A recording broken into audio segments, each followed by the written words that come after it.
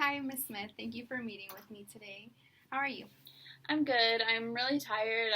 It's just been a long week, and I'm glad that we're meeting because I need a lot of extra support with this student. Yeah, of course. Don't worry. I know it's been a really long week, and I've heard that you've been needing some help, so I'm glad that I can be here to help you. So tell me about your student.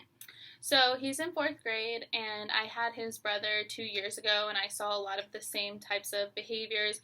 He's just really unmotivated. He doesn't bring his homework back, he doesn't want to do any work while we're in class, and I just feel like he doesn't really care.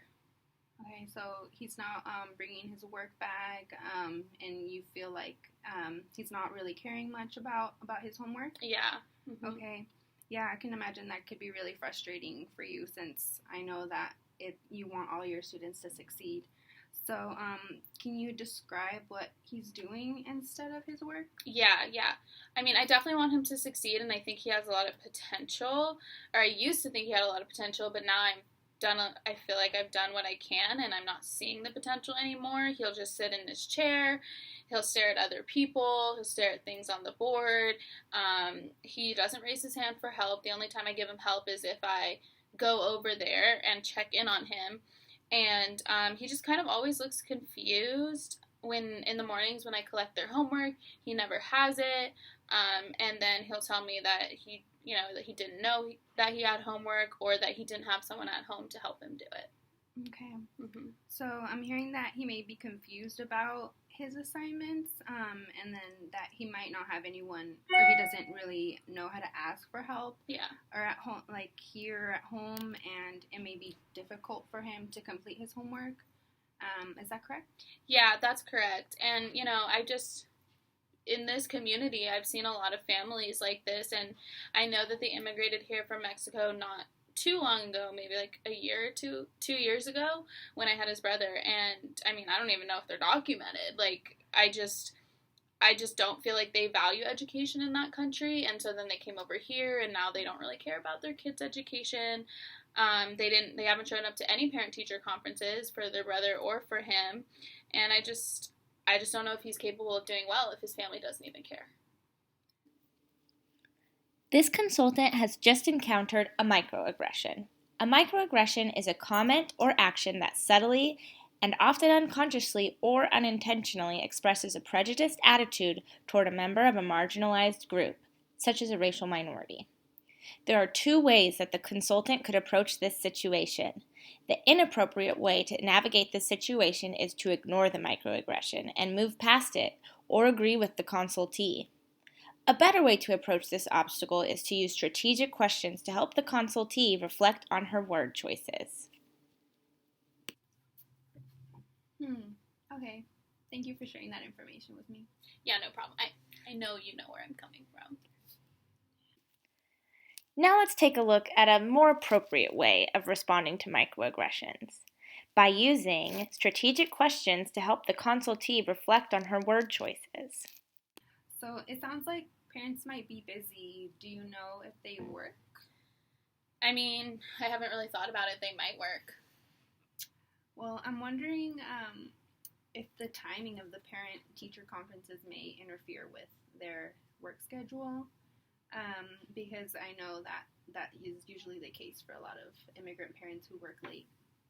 I mean, I get that, but I feel like if they really cared about their child's education, they could just take off work. Don't you agree with that? Well, I think it may be a little bit more complicated than that, since they just immigrated here.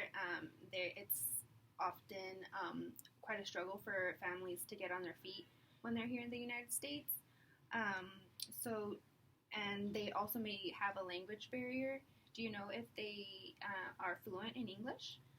I do think they speak mainly Spanish, but I think they know some English.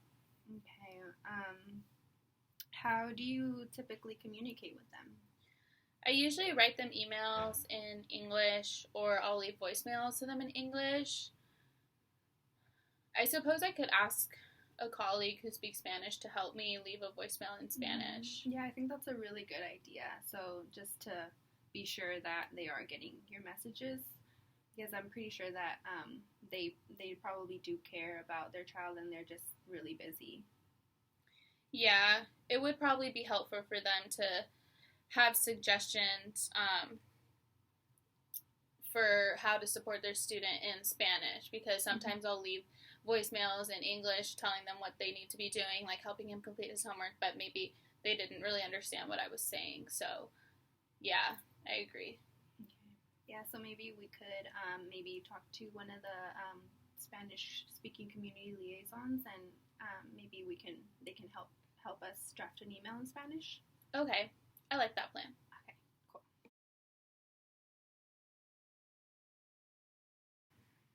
Okay, so in order to understand a student's behavior, it's necessary to take data.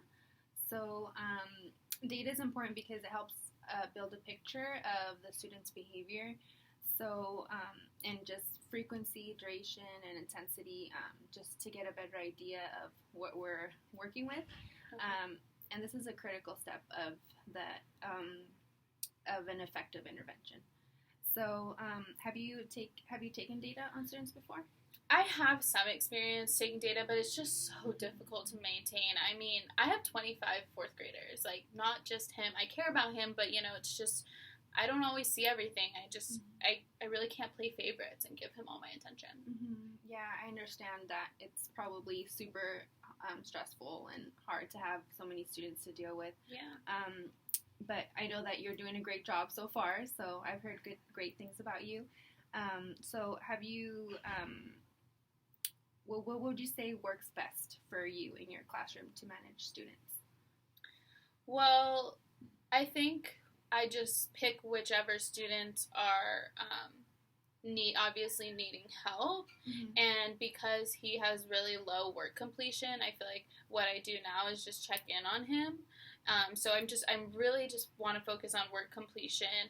I think right now he's turning in like 50% of his classwork and probably 10% of his homework. And I just want to know how many minutes he's working and how many minutes he's not working. Okay, I think that's a great place to start.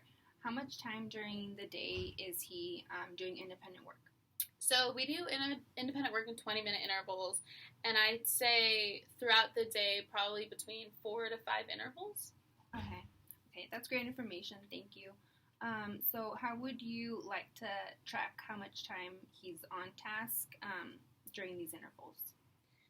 I mean, okay, so that's like 80 to 100 minutes per day. I mean, like I said, I'm just not sure this is possible for me to track in his classroom. I feel like maybe it'd be better if you just came in and did it so that it's accurate, This consultant has just encountered a consultee who does not want to take data herself.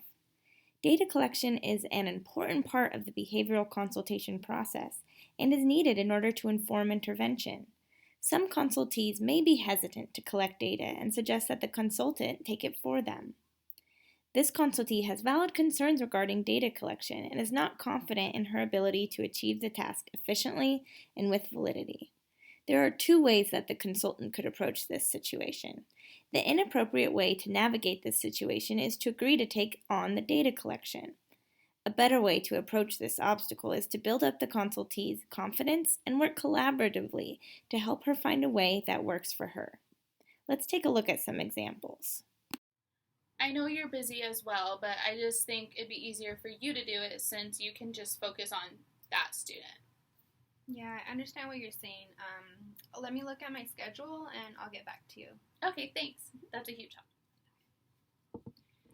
I definitely hear what you're saying, and your concerns are valid. I know it's difficult to manage such a big class. However, my schedule doesn't allow me to do that and to be in class every day. And since you will be the one implementing the intervention, I do think it would be best for you to collect the data. Do you think that we could work together to find a solution? I mean, we can definitely try. All right, awesome. So you mentioned that you'd like to find out how much time the student spends off task in the class, and it may be difficult to time him during every interval. Is there another way we could get this data? I can't really think of anything off the top of my head. Okay, no problem. I'm wondering how many times you check on him throughout the intervals? I guess it depends.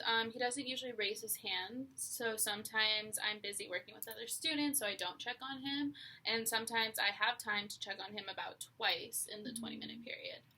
Okay. Yeah, I know you have a lot of other students to work with, but twice per interval sounds good, and that it shows that you really care.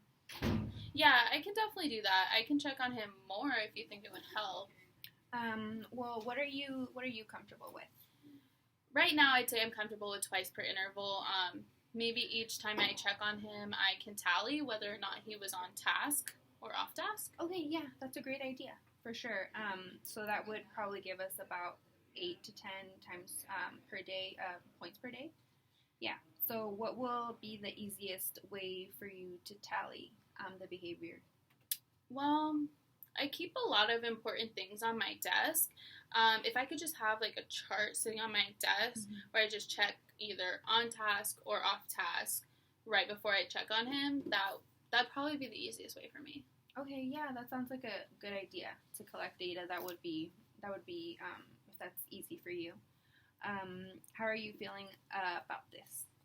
I feel better now. I can handle that. I think I can handle that. Okay, yeah, as long as you feel comfortable with it, that's good. So then we can check in a couple days, okay. And then to make sure everything's going okay, and if we need to switch it up, so just to hear back. Okay, sounds good. Great. It is important to help build up the confidence in the consultee so that she feels comfortable and capable of taking the data. This will lead to more buy-in during the intervention phase. Lastly, we will show one more common obstacle that consultants may encounter.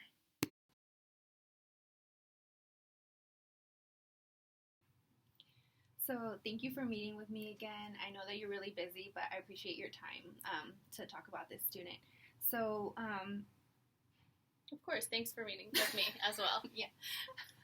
How did you feel about your data collection of off-task and on-task behavior?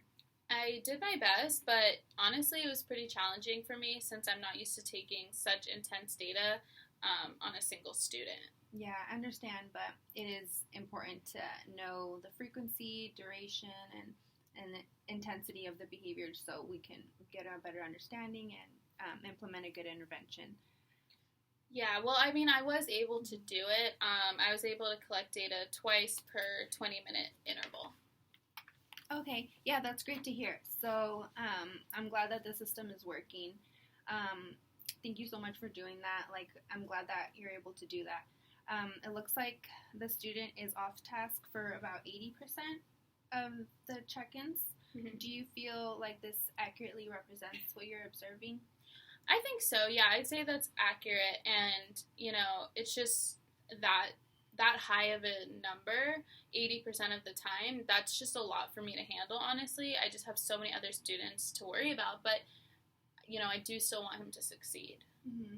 Yeah, I understand, but it's obvious that you do care about him, and I'm glad that you're checking in with me, and this is that we're working on it together. Yeah, I just feel like the only realistic solution right now is to get a one-on-one aid. Situation number 3, ulterior motives. Sometimes a consultee may feel that he or she is not capable of implementing the intervention. The consultee may have a clear motive in mind when requesting consultation that may not be necessary or best for the student.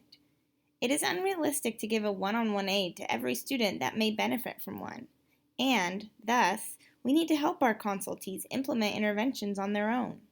The inappropriate way to navigate this situation is to agree to give her a one-on-one aid. A better way to approach this obstacle is to build confidence in the consultee and help find an intervention that is easy and comfortable for her.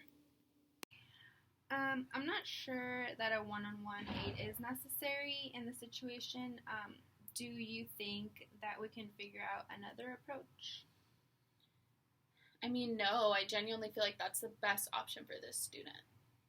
Okay, well, let me talk to the principal and see what's in the budget, and I'll get back to you. Okay, thanks. Now let's take a look at a more appropriate response that includes building the consultee's confidence. So I understand that it might feel daunting to implement this intervention on your own, but I know that you're capable of doing this. But I can, of course, be involved in the implementation of the stage and the development of it. But I'm confident that you're able to do it on your own. Do you think that we could work together to find an intervention that works for you? I mean, we can try. I'm just not sure how we're gonna make it happen. Okay. Well, what have you already tried, and how did it work? So I give him verbal directions a lot, verbal reinforcement to stay on task, and I do check in when I can. But sometimes I feel like he's not listening too much, or he's not listening to me, and directions are just going right over his head. Okay. Well, let's remember that he is an English language learner. How often do you use visual supports for him? I mean, not specifically for him, but there's posters all around the room of what they should be doing. Okay, what about on his desk or on the assignments? I mean, he's in 4th grade. I feel like we've moved on from that a little bit. Okay, I can definitely understand. However, this is a unique situation. How would you feel comfortable using more visuals with him? I mean, I guess I do feel like he learns better visually, so if you think that might work, yeah, I'd be open to it. Yeah, I think that would be a good idea. What about, have you thought about also using a visual timer to help him understand how long he has to finish the task? No, I haven't thought about that, but yeah, like a visual timer on his desk might be helpful, or maybe just visual taped onto his desk so that I could point to it. Yeah, that instead would be of giving awesome. him verbal. Okay. Yeah, that's great. Okay, so how does this sound? We can create a visual chart on his desk with directions for independent work and have a visual timer that you set at the beginning of each 20-minute interval. Okay. And then after you give verbal directions to the rest of the class, you could walk over to him and give him visual directions and set his visual timer. And maybe continue with this system that we have already done, implemented about collecting data every 20-minute interval. How does that sound? I feel like that's not too much extra work, so I'm definitely willing to try that. And I think I'll be capable of doing that. Okay, perfect. Awesome. And then can we meet again maybe in a week? Yes, for sure, just so we can talk about how that's going. Okay, perfect. Thank you. We've just gone over 3 common situations that you may encounter when starting to consult. The first was microaggressions. The second was consultees not wanting to take data by themselves. And the third was having an ulterior motive. We went over some inappropriate responses and some more appropriate responses that included building the consultee's confidence and encouraging ownership of both the data collection process and the intervention process, and asking consultee-centered questions in order for the consultee to think more about their word choice and avoid microaggressions. That's it for today. The end.